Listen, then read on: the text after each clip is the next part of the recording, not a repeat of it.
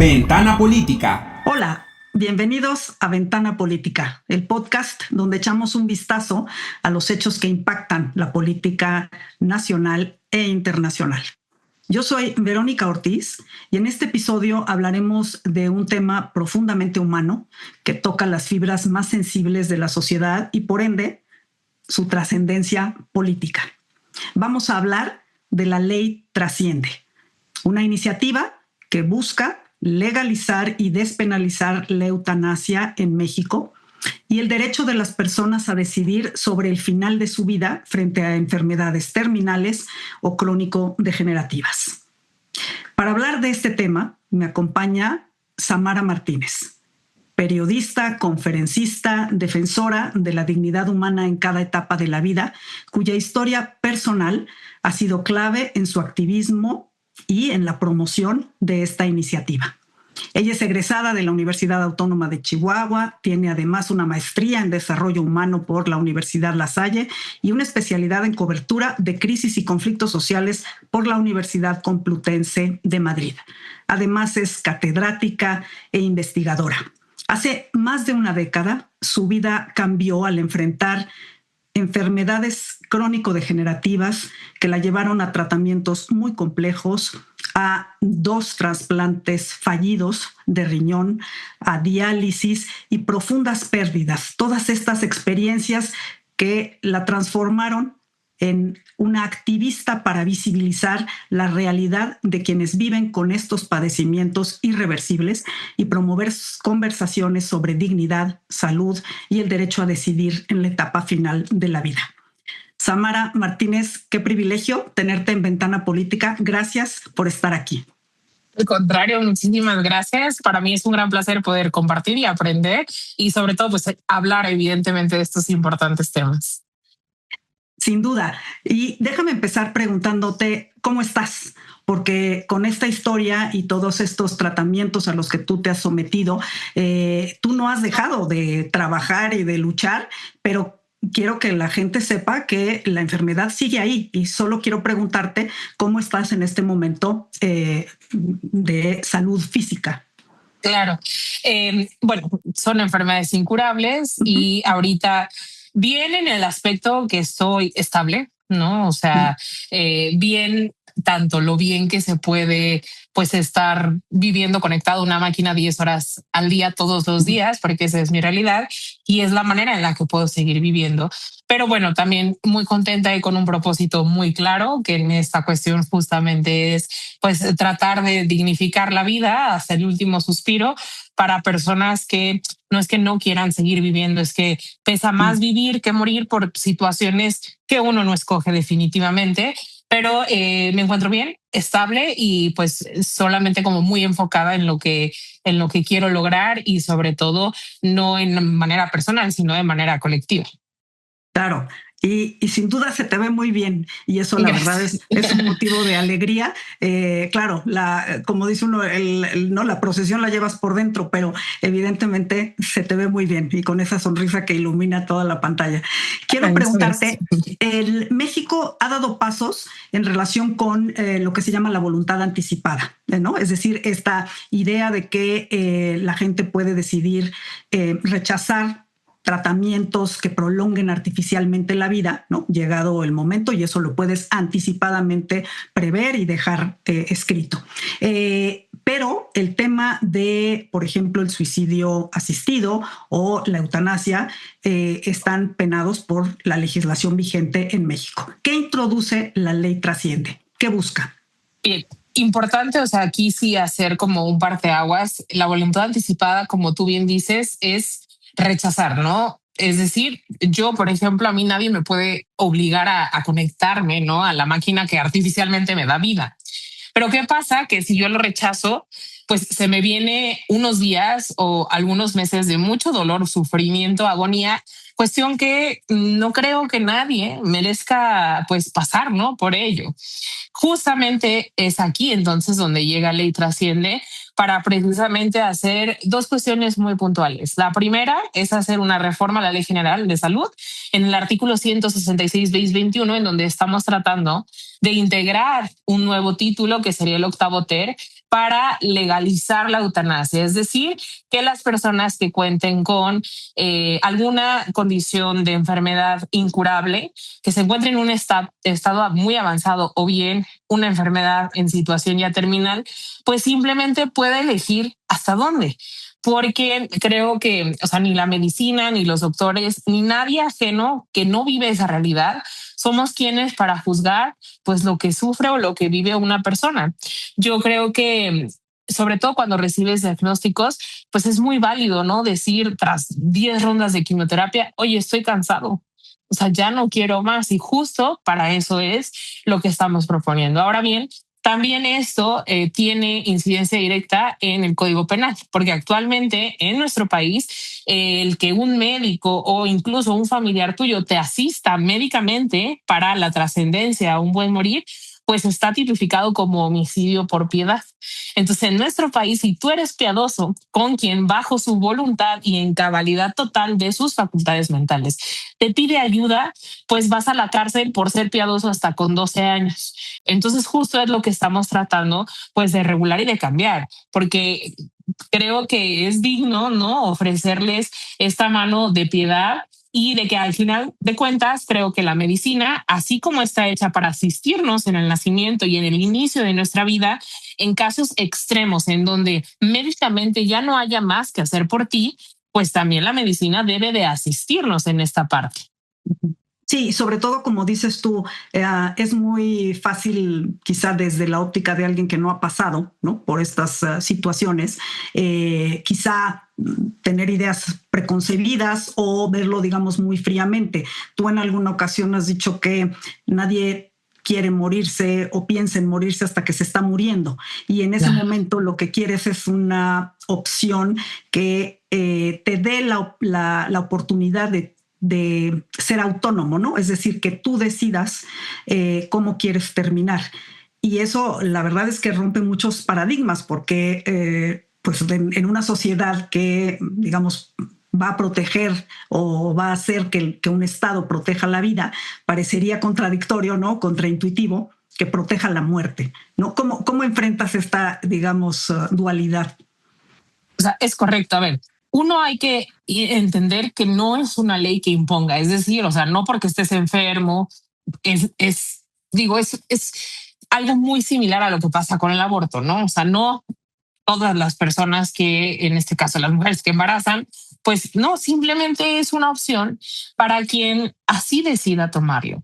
Y aquí sí es más importante y es preferible tener el derecho y no necesitarlo que necesitarlo y no tenerlo. Y tú mencionaste algo muy importante, que es precisamente una opción para quien así lo decida dentro de su plenitud, porque es importante decir, cuando un diagnóstico así de fuerte llega, pierdes mucha autonomía.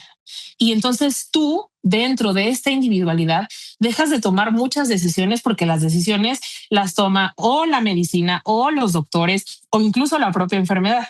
Entonces, ¿qué busca? Y mira qué importante frase, es empoderarnos de nuestra propia muerte, darnos esta última decisión de que no sean los hospitales, las medicinas quienes tomen esta decisión de trascendencia tan importante. Aquí la pregunta entonces que surge es, como por qué si siempre se nos enseña desde pequeños que somos dueños de nuestro propio cuerpo, no podemos tomar entonces decisiones cuando nuestro cuerpo ya está muy mal y ya no sirve, ya no funciona y está cansado por situaciones que evidentemente uno no escoge vivir.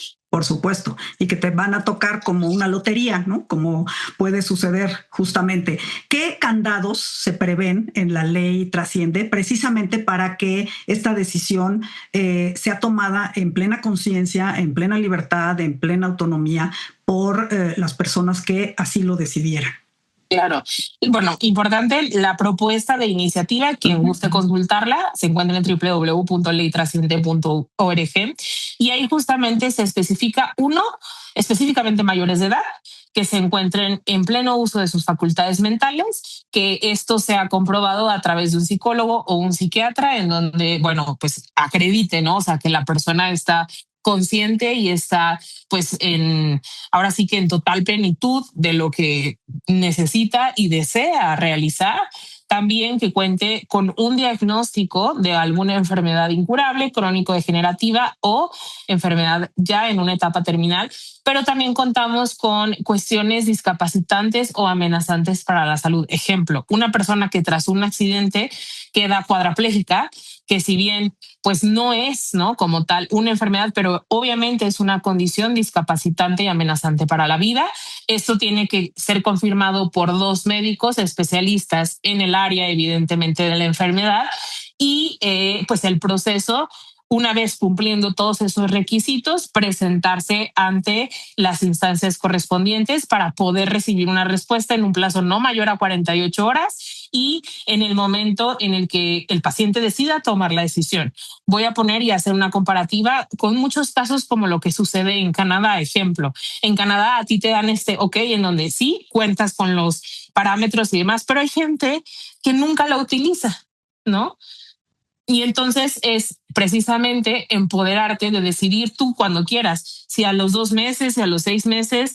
Hay personas que igual terminan muriendo de otra cuestión, pero la opción de justamente de regresarnos este poder sobre nuestro cuerpo, ahí está. Y eso es lo que se pretende y más o menos así está estipulado. Apenas se viene el proceso en donde vamos a entrar en estos conversatorios políticos en Cámara de Diputados y en senadores para que en conjunto con investigadores, académicos, expertos en la materia decidan cuál sería la mejor manera de implementarlo en un país, pues como lo es México, con toda la infraestructura y todas las cuestiones incluso culturales que pues nosotros tenemos. Sí, definitivamente es algo que tiene que verse según justo, ¿no? Las condiciones de cada país. Tú hablas de Canadá. La verdad es que a nivel internacional son pocos los países que la tienen, ¿no?, de esta forma, despenalizada, legalizada, la práctica de la eutanasia. ¿Cuál es? Si tú lo has hecho justamente estudios comparativos, ¿cuál sería como el ideal o la legislación que te parece la más robusta y digamos la más empática con la situación de los pacientes? Pero bueno, pues tenemos ahora sí que el líder mundial que es Suiza, pero bueno, Suiza la tiene legalizada desde 1954, o sea, tiene muchísimos años en la práctica. Pero ejemplo, Uruguay justamente en octubre, noviembre del año pasado la legalizó y se realizó un debate en el Congreso espectacular de primer nivel y la verdad es que de esta ley y está muy bien estructurada. Nosotros tomamos mucho derecho comparativo justamente en casos como el de Uruguay, el Colombia, de Canadá, evidentemente, tiene, ¿no? Colombia. ¿Por qué? Porque Ecuador. socioculturalmente pues somos países afines, latinoamericanos, claro, y tenemos infraestructuras similares, ¿no? Entonces la duda también es pues si ellos, ejemplo, Uruguay, Colombia, Paraguay, lo tienen, Argentina, Chile también ya están en este camino de nosotros, pues ¿por qué nosotros no? Y entonces, bueno, creo que lo hicieron muy bien y es la punta de lanza para que Latinoamérica empiece. Y si México se suma a esa lista, que actualmente son 10 países a nivel mundial, sabemos que México define muchas veces este efecto dominó a lo largo de Latinoamérica y creo que justo podríamos estar haciendo, ¿no?, este cambio en países muy similares a nosotros. Porque si tú me lo preguntas, yo sí creo fielmente que en 15 años la sociedad del futuro va a voltear al pasado del 2025, 2026 y va a decir, ¿cómo por qué penalizaban algo así?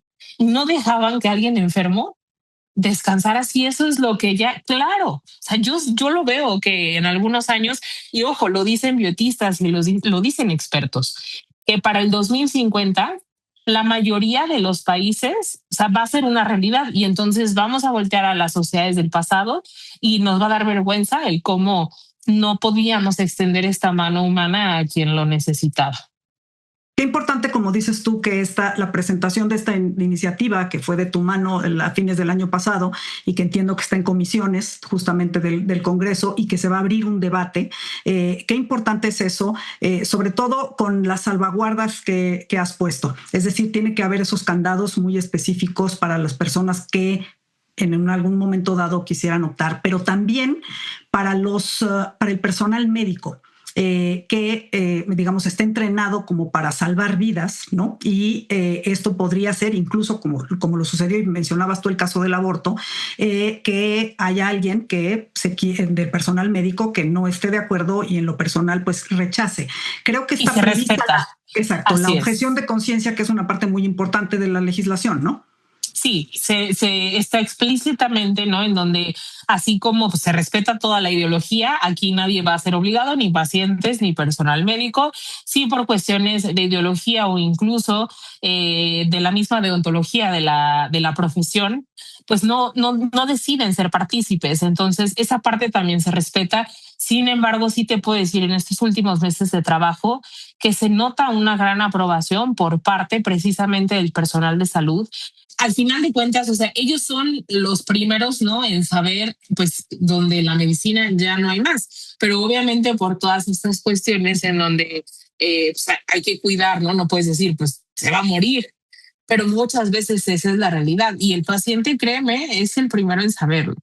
Ahora bien, la medicina justamente es sí hacer un cambio de paradigma en donde una muerte no es un fracaso médico, que a mí se me hace esta utopía en donde pudiéramos tener médicos preparados y esto, ojo, cuando se haga realidad, va a venir a cambiar toda la currícula, incluso de la formación, ¿no? De los médicos y los doctores. ¿Por qué? Porque se les tiene que aprender a acompañar, a no ver solamente el diagnóstico de la persona, sino a ver humanos que sufren y que tras 10 rondas de quimioterapia pues puedes estar cansado o tras 10 años de diálisis puedes estar sumamente cansado y entonces es escucharlos y decir, te acompañé médicamente y profesionalmente durante muchos años, pero entiendo que estás cansado y qué mejor que, pues si puedo acompañarte en ese proceso. Creo que también la medicina no es nada más para prolongar la vida, porque aquí entonces la pregunta sería, ¿dónde está la calidad de vida? O la prolongamos, sí, pero ¿a qué costo? Porque también entonces ahí nos deriva a toda esa parte del sector de los que cuidan, ¿no? O sea, los cuidadores primarios de los pacientes enfermos se llevan la vida entre pues, cuidar a la persona en donde no hay más que hacer y entregan y al final ellos terminan también enfermando y es un ciclo muy fuerte no solo para el paciente, sino también para el familiar. Por supuesto, y estos cuidadores, como dices tú, sean profesionales o sean familiares, es un desgaste enorme, ¿no? Enorme. Y ya no solo hablemos emocionalmente, físicamente, económicamente, que ese es otro, ¿no? Otro tema en sí mismo. Pero fíjate que qué importante lo que señalas, porque en una época de la humanidad en donde está la gente viviendo más años, ya lo importante también no solo es cuántos más, sino con qué calidad, efectivamente, como lo dices tú, ¿no? Y en donde también hay que aceptar, ¿no? Pues los límites naturales de lo que no podemos, ¿no? Prolongar, y si algo sabemos es que todos vamos a acabar en ese episodio, ¿no? De fin de la vida. Déjame preguntarte, porque a veces las mejores intenciones, cuando se convierten ya en legislación o en política pública, no salen tan bien.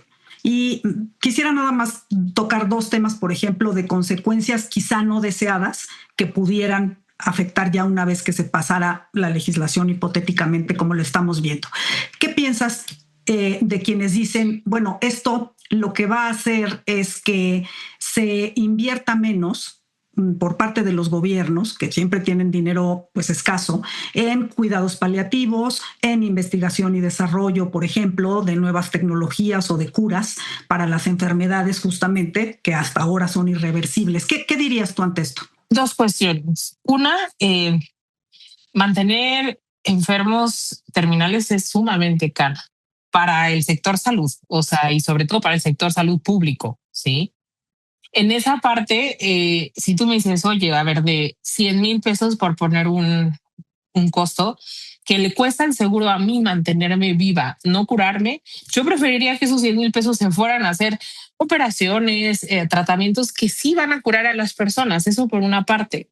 Dos, es nada más una opción de elección. Yo los invitaría a ver las estadísticas de en los países en donde está autorizado, cuántas personas mueren al año por el proceso de eutanasia. En países como Canadá son alrededor de 7,000 personas. No es mucho. pero son personas, bueno, que lo necesitan. Esto no viene ni a atrasar procesos de investigación, ni a no sé si la palabra sea correcta, pues, pero ni a no invertir en cuidados paliativos, habiendo, y es importante mencionar, del 100% de los pacientes que necesitan cuidados paliativos, menos del 3% de nuestro país tiene acceso, porque es un privilegio, evidentemente. Entonces, ya vemos pacientes, y yo sí hablo aquí de manera muy personal, que no queremos estar en sedación paliativa esperando a que nuevamente la medicina decida por mí. Yo quiero estar, pero en pleno uso de mis facultades mentales, y así como me ves sonriendo al final, hasta el último momento de mi vida. Yo no quiero ni verme en un hospital, en una cama, en donde ya no me pueda ni levantar, ¿sí? Eso es lo que yo quiero. Y habrá pacientes que opinen igual que no, y habrá pacientes que no, pero entonces la eutanasia es solamente una opción. Te lo voy a poner como ejemplo, y una analogía que hago muy seguido es: tú contratas un seguro de gastos médicos no pensando en que mañana te vas a enfermar, pero por si pasa, tenerlo. Es exactamente lo mismo. Por si pasa, y en donde dices, sabes qué, es que ya, y yo quiero decidir hasta aquí en pleno uso de mis facultades mentales, y decidir y besar y amar y abrazar y perdonar en vida hasta ese momento, pues para eso es la eutanasia. Otra de las consecuencias no deseadas, y déjame concluir mis preguntas con esto, vamos al extremo, digamos, a lo mejor del argumento, cuando tú le das al Estado, ¿no?, poder sobre ciertas decisiones. ¿No le estás abriendo la puerta también a que en algún momento gente que no tiene la ética, o gente que tenga otras agendas, o políticos, porque en realidad pues las decisiones después ya pierden como esa parte de humanidad y se vuelven, ¿no?, como más mecánicas, que en algún momento se desvirtuara y entonces fuera también como abrirle la puerta a que haya vidas que sean más desechables que otras justamente por las enfermedades, por la edad? Te estoy llevando el argumento al extremo, pero no sé si es importante sí pensar si no se le abre la puerta a algo que después ya no se pueda controlar, ¿no? Es que el problema, ahorita la decisión no es del paciente, al contrario, es del Estado, ¿no? Ahora, yo lo he hablado con los legisladores, y la cuestión aquí, a ver, no se trata de legislar por legislar, y eso yo lo tengo claro. Se trata de legislar, pero además de implementar políticas públicas que no nos lleven a esa cuestión, ¿sí? Hay que aprender como todo, pero si no empezamos a dar este paso, pues nunca lo vamos a hacer. Escucho todos los días que México no está preparado, y mi pregunta es, pues, ¿cuándo lo va a estar? O sea, si no damos estos pasos en donde, pues quizás sí, uno o dos, ahora sí que golpes contra la pared nos vamos a tener que dar, pero así se aprende. O sea, yo te puedo asegurar que en 1954 Suiza no estaba preparado, pero tenía este pensamiento de decir, bueno, pues por algo empiezo. Un ejemplo, digo, ahorita lo vemos. ¿Cuántas de las iniciativas que se proponen todos los años están bien implementadas? Quizá algunas con el paso del tiempo van tomando, pero pues si algo me quiero encargar también es que no nada más se legisle, se implemente dignamente por los pacientes, para los pacientes, y que no se desvirtúe. Y a todas las personas que tengan esa duda es, ¿no creen que hay muchas maneras mucho más fácil de meterse en un proceso burocrático de enfermedad como para buscar una salida, y que todo esto se convierta en algo que no querramos? Se me hace irónico pensar eso en un país en donde ese tipo de situaciones lamentablemente se pueden realizar de una manera mucho más sencilla.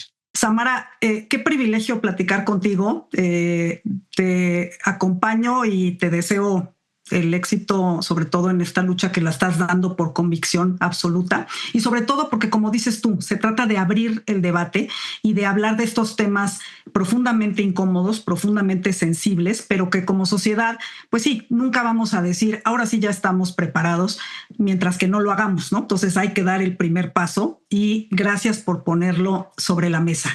Y solo me queda también decir que viéndote, yo esperaría que esa misma pasión pudiera servir para que se busquen más curas para enfermedades irreversibles hasta ahora, como la insuficiencia renal crónica que tienes, como el lupus que tienes, y que ojalá que con todos los avances de la inteligencia artificial ahora en estas épocas, pues se logre también por ahí llegar a una cura. Yo también así lo espero, y al contrario, muy agradecida, invitarlos pues a que sigan mi camino en redes sociales y Sí, que si alguien está... si nos Sí, repites claro. la página para poder consultar la iniciativa y tus redes sociales. Por favor, la página es www.leytrasciente.org. Si alguien está interesado en firmar simplemente para apoyar, pueden encontrarlo en change.org/ley trasciende, y en mis redes sociales me encuentran como Samara MM o Samara Martínez, y pues será un placer también aclarar cualquier duda. Pues ahí la tienen, sin duda un tema sumamente importante, y yo los invito también a seguir las redes sociales que puso Samara. Mi cuenta personal en X, antes Twitter, es @Verónica Ortizó, y ahí esperamos justamente sus comentarios, preguntas, dudas o críticas a lo que estamos platicando. Cualquier aportación es bienvenida. También los invito a seguir las redes sociales del Heraldo Podcast, y nos escuchamos y nos vemos todos los miércoles a través de las plataformas de streaming de su preferencia. Gracias, Samara, y hasta la próxima. Heraldo Podcast, un lugar para tus oídos.